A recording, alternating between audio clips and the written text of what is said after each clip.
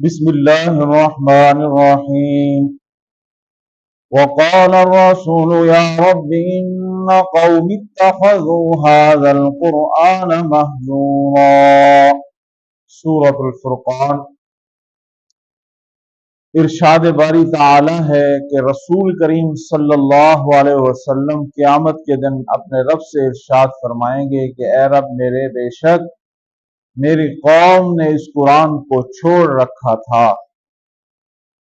یہ آیت قیامت کے دن دل کو دہلا دینے والا ایک واقعہ اور ایک آیت سے سبق ہمیں مل رہا ہے کہ نبی علیہ الصلوۃ والسلام اللہ کی دربار میں یہ شکایت کریں گے کہ میری قوم نے قرآن کو چھوڑ رکھا تھا. در حقیقت اس آیت کی سیاق و سباق سے اگر ہم دیکھتے ہیں تو کفار مراد ہوتے ہیں، لیکن یہ مومن کے لیے بھی یہ آیت سبق اور درس ہے کہ جو قرآن کو چھوڑ دیتے ہیں، جو قرآن سے اپنا تعلق ختم کر دیتے ہیں، اپنے آپ کو مومن مسلمان کہلاتے ہیں، لیکن قرآن سے ان کا ناطہ ختم ہو چکا ہے. نہ وہ قرآن کو پڑھتے ہیں، نہ قرآن کو سمجھتے ہیں، نہ قرآن سے لو لگاتے ہیں. انہوں نے قرآن سے اتنی لا تعلقی اختیار کی کہ کل قیامت کے دن نبی علیہ الصلوۃ والسلام بھی ان کی سفارش کرنے کی بجائے ان کی شکایت کریں گے. اس کے اندر یہ مومن انسان بھی شامل ہے کہ ہم مومن تو اپنے آپ کو کہلاتے ہیں، لیکن ہمارے تمام چیزوں کے اندر قرآن سے کوئی واسطہ نہیں ہے. ہم قرآن سے کوئی رہنمائی نہیں لیتے. ہم نے قرآن کو صرف تعویذ، سینے سے لگانا، آنکھوں پہ لگانا اور چومنے اور چاٹنے کی حد تک رکھ لیا ہے. حالانکہ یہ قرآن ہمیں صراط مستقیم تک پہنچاتا ہے. اہدنا الصراط المستقیم.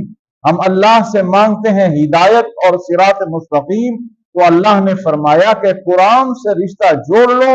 یہ قرآن تمہیں انگلی سے پکڑ کے، ہاتھ سے پکڑ کے تمہیں صراط مستقیم تک پہنچا دے گا. ہم نے قرآن سے تعلق توڑ دیا ہے. قرآن سے ہمیں جو وہ رشتہ رکھنا چاہیے، قرآن سے جو تعلق رکھنا چاہیے، وہ ہم نے ختم کر دیا ہے. نہ ہم اس کو پڑھتے ہیں، نہ ہم اس کو سمجھتے ہیں، نہ ہم اپنی زندگی کے اتار چڑھاؤ کا جائزہ اس قرآن کے ذریعے سے لیتے ہیں کہ ہماری زندگی جو مشکلات کے اندر گھر چکی ہے، ہم نے کتنا قرآن سے اپنا تعلق جوڑ کر اپنی زندگی کو آسان بنایا ہے. ہم اپنی زندگی کو قرآن و سنت کے مطابق بنا دیں. جو ظاہری ہمیں مشکل لگتی ہے وہ ہماری کامیاب زندگی اور اللہ کی رحمت اور برکت سے بھرپور زندگی ہے. اسی لیے نبی علیہ الصلوۃ والسلام نے فرمایا مہجورا، قرآن کو چھوڑ رکھا تھا. کوئی رشتہ قرآن سے نہیں تھا. اپنی زندگی دنیاوی لحاظ سے، اپنی سوچ کے لحاظ سے، اپنی خواہشات کے لحاظ سے وہ زندگی گزار رہے تھے.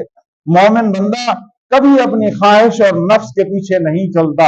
وہ ہمیشہ چلتا ہے تو آپ علیہ الصلوۃ والسلام کی شریعت کو مد نظر رکھتا ہے، قرآن کے دستور کو مد نظر رکھتا ہے، قرآن کے ہر وہ سبق کو اپنے سامنے رکھتا ہے کہ یہ مجھے قرآن سے سبق اور درس مل رہا ہے، کہیں میں قرآن کی مخالفت کے اندر تو نہیں جا رہا.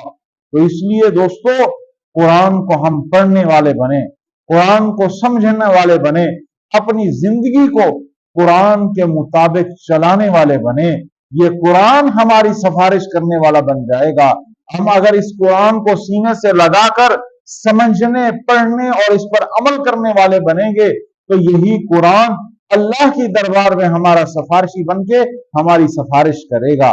ہم اسے صرف تعویذ کی صورت کے اندر، چومنے چاٹنے کی صورت کے اندر تک محدود نہ رکھیں. قرآن کے اندر جائیں، اس کی سیرت سے، اس کے تمام اسباق سے اپنی زندگی کو ہم خوبصورت بنائیں. یہ قرآن ہمیں لمحہ بلمحہ ہماری زندگی کا دستور بھی دیتا ہے، ہماری رہنمائی بھی کرتا ہے، ہمیں وہاں تک پہنچاتا ہے جہاں تک رب کی رضا ہم تلاش کرتے پھر رہے ہوتے ہیں. یہ قرآن ہمیں اس منزل تک پہنچا کر آ جاتا ہے. تو اس لیے نبی علیہ الصلوۃ والسلام जो कल क़यामत के दिन अल्लाह के यहाँ शिकायत करेंगे, हमें उससे बचना चाहिए। हमें इस कुरान को समझना, पढ़ना, अपनी औलाद को इसके अंदर लगाना, कम से कम हर घर के अंदर एक हाफिज पैदा करना और हर इंसान को कुरान का तर्जुमा समझना और उस पर अमल करते हुए अपनी जिंदगी को खूबसूरत और कुरानी जिंदगी बनाकर ये कुरान अल्लाह के दरबार में हमारा सिफारिशी बन जाए।